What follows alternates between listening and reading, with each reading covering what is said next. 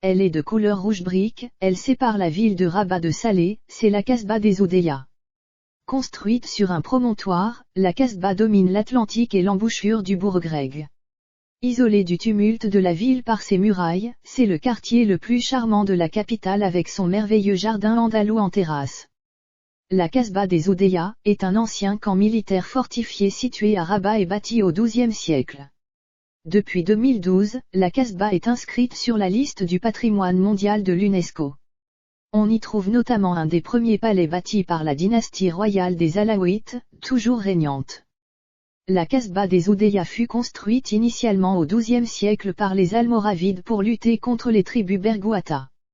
Elle ne devient importante que avec les Almohades, qui en font un camp militaire, un réseau national d'information surplombant l'embouchure du fleuve Bourg-Greg et le nom Médilla. La Casbah sert de base aux armées marocaines partant à la conquête de l'Andalousie, dirigée par la dynastie almohade. En 1609, le roi Philippe III d'Espagne expulse près d'1 million de Morisques, 2000 immigrants s'installent dans la Casbah. Les nouveaux venus se révoltent et deviennent indépendants. C'est la naissance de la République du Bourg-Greg ou République de Salé de 1621 à 1647. C'est essentiellement un repère de corsaires et de pirates, qui viennent vendre leurs prisonniers chrétiens à proximité, au souk El Ghazal. La dynastie alaouite entreprend à son tour des travaux d'aménagement du site entre 1757 et 1789, puis entre 1790 et 1792. La famille royale alaouite y fait construire un de ses premiers palais au Maroc.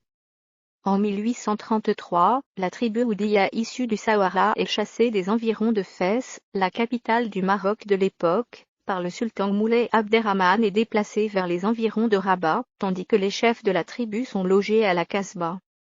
On lui donne définitivement le nom de Casbah des Oudéas. L'histoire du site est visible à travers les monuments qui composent la Casbah tels que, l'enceinte almohade et sa fameuse porte monumentale, Bab el-Kébir, un des emblèmes de l'architecture almohade, la demeure royale de la dynastie alaouite, toujours régnante, la mosquée Jama'a el-Atiq, la maison princière dressée à l'ouest, l'ouvrage militaire du Borj Skala.